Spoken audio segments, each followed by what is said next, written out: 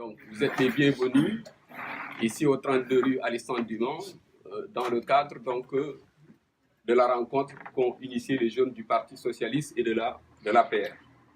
Et donc, je vous dis, dans le cadre donc, du référendum du 20 mars 2016, le mouvement des jeunes socialistes ont initié cette rencontre avec la participation des jeunesses de l'APR, la COJER. À ce titre et au nom du PS en France, nous vous remercions d'avoir répondu à cet appel. Pour l'animer, ils ont fait appel au magistrat Amadou Gaye, qui, pour des raisons d'ordre familial, n'est pas présent, mais sera remplacé par le professeur Mukanji, qui est là à ma gauche, à ma droite. Akanji Kombe, professeur agrégé en droit à la Sorbonne, et le modérateur, c'est M. Daoud Attal, consultant et d'Orels. Il est là à ma droite. L'objet de cette rencontre est de permettre aux uns et aux autres d'avoir des explications juridiques permettant de mieux comprendre les enjeux de ce référendum du 20 mars, mais aussi des points essentiels sur lesquels portent les articles soumis à l'approbation, à la désapprobation du peuple. À cela s'ajoute la finalité qui est de mieux permettre une meilleure appropriation de la portée des réformes proposées. Au-delà du débat politique, né au lendemain de la déclaration du président, qui dit vouloir se conformer à l'avis du Conseil constitutionnel de ne pas réduire son mandat alors qu'il s'y était engagé, certains considéraient à tort ou à raison comme un reniement à la parole donnée et que d'autres approuvent, car selon eux, le président n'avait pas le choix.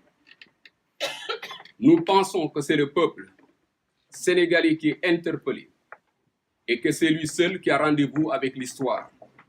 Dès lors, nous devons avec modestie, nous, les politiques, laisser le peuple souverain s'exprimer librement et de prendre acte du choix qu'il délibérera. Cependant, nous devons prendre en compte les acquis démocratiques qui ont fait de notre pays les plus stables de la sous-région, stabilité sociopolitique. Nous espérons, après avoir écouté l'exposé de M. le professeur Mukanji, que le débat qui s'en suivra sera constructif et riche.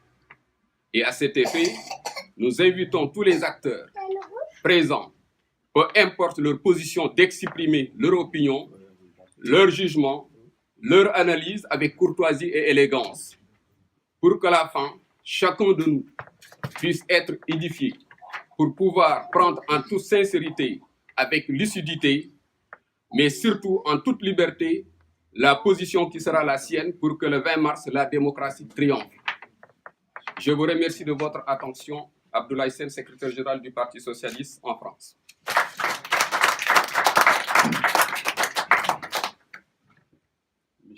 Merci beaucoup, le doyen. L'honorable patron de l'APR, si vous pouvez dire effectivement. Je ne sais pas si honorable est patron. Mais là, c'est le syndicaliste qui parle. Non, je m'excuse comme je dois partir à Chartres pour animer aussi une rencontre politique pour la coalition du Oui. Je salue évidemment l'initiative prise par les deux jeunes de nos partis respectifs et au-delà de tous les Sénégalais intéressés par le sort de leur pays, qui sont donc autour de cette table.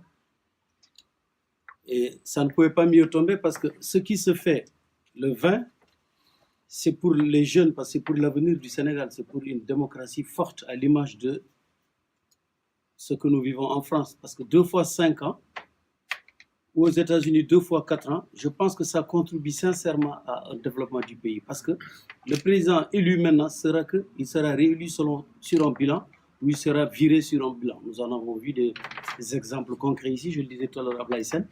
Il y a eu 2 présidents qui n'ont fait qu'un mandat, ici en tout cas, c'est Giscard et Sarkozy. Donc je pense que ça va au-delà des querelles personnelles ou des positionnements. Et pour qui connaît le président sincèrement, parce que le pouvoir aussi, comme on dit, bon évidemment, il y a ce que tu te dessines. Il y a les destinés d'Allah, mais il y a ce que tu te dessines toi-même.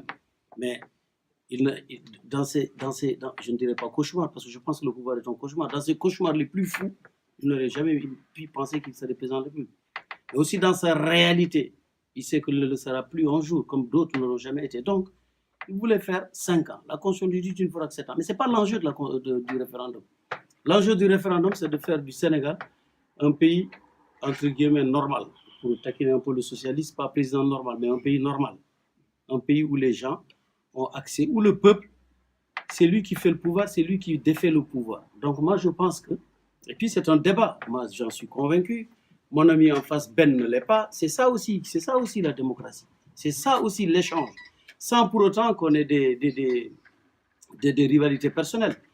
Donc, reste à moi de convaincre Ben qu'il doit voter oui. C'est ça aussi. Ce n'est pas l'Himalaya, ce n'est pas infranchissable, mais je peux le tenter. Mais ça fait partie aussi du débat. Je peux lui dire, Ben, toi et moi, on se connaît parce qu'on a fait des réunions ici. Cette salle, je le disais à Blaisen, j'y suis avec beaucoup d'émotion. Je vois ici Oswald, je vois Mami, je vois Ibrahim Ndiaye, je pense à Cherna Kamara, je pense à Feu Yaya Diallo, je pense à Feu Samba Fadiga, que Dieu ait leur âme. Nous avons fait des choses ici ensemble en 2012. Voilà. Donc, si on est là, c'est toujours dans la continuité de ce que nous avons construit ensemble. Donc, évidemment, je ne peux que vous encourager à convaincre nos compatriotes que le oui, Zakaria, que le oui, Oswald, c'est pour vous. Parce que nous, à 60 ans, tu ne vivras pas 60 ans de plus.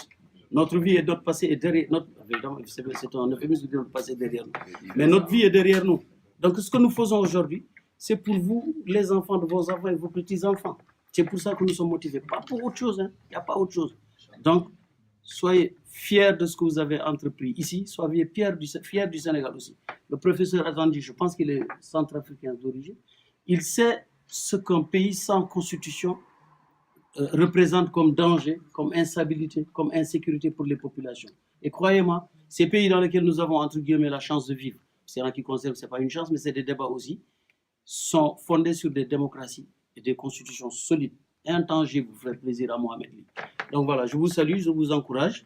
Et de ce débat, j'espère que vous arriverez à convaincre Ben, puisque moi je m'en vais, de voter oui. Merci. Merci. Alors, c'est le Sénégal qui est aujourd'hui ici.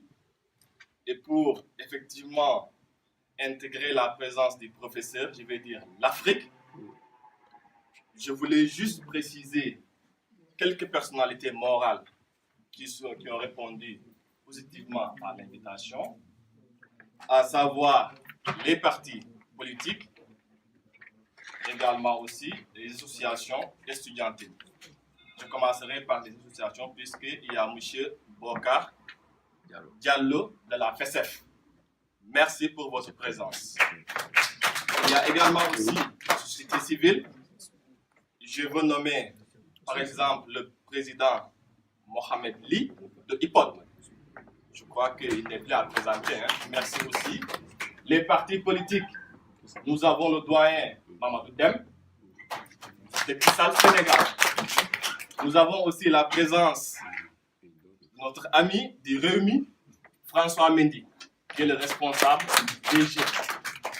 Naturellement, nous avons la présence du PS avec le responsable des jeunes, Malik Faye, avec qui aussi, et je tenais à m'arrêter un instant pour saluer effectivement aussi l'initiative et la volonté de créer un cadre de concertation pour apprécier l'intérêt du Sénégal. Merci pour la prise de hauteur. Il est de temps en temps important. Mais je continue l'AFP, Adam Aley, qui est là. Merci aussi pour la présence. Benzeloun, je ne vais pas le présenter puisque Nema l'a déjà nommé. Responsable de FFSD. Voilà. En tant que compatriote. Voilà. Et je crois... Oui, devoir d'agir. Et il est aussi aujourd'hui, je crois que nous avons un devoir d'agir sous peu. Donc, merci aussi à M. Alors, un grand merci au professeur pour sa disponibilité et sa compréhension. Jean-François, je vais dire Jean-François pour ne pas écorcher le nom. Donc, excusez-moi, mais en tout cas, au nom de l'ensemble des compatriotes, un grand merci pour votre présence et nous comptons sur vos éclairages pour davantage regarder de façon claire le référendum qui nous sera soumis le 20 mars. À Daouda Tall, un compatriote, consultant, éditorialiste aussi, merci pour la présence, pour la disponibilité. Sachez que ce que vous faites aussi, c'est pour vous-même, c'est pour l'intérêt du Sénégal. Donc aujourd'hui, nous vous invitons effectivement, à travers l'introduction de monsieur le professeur et sous la modération de monsieur Daouda Tall, échanger pour apprécier les enjeux des référendums ou bien des projets de constitution initiés par le président Macky Sall. Merci pour votre attention et que la rencontre soit constructive.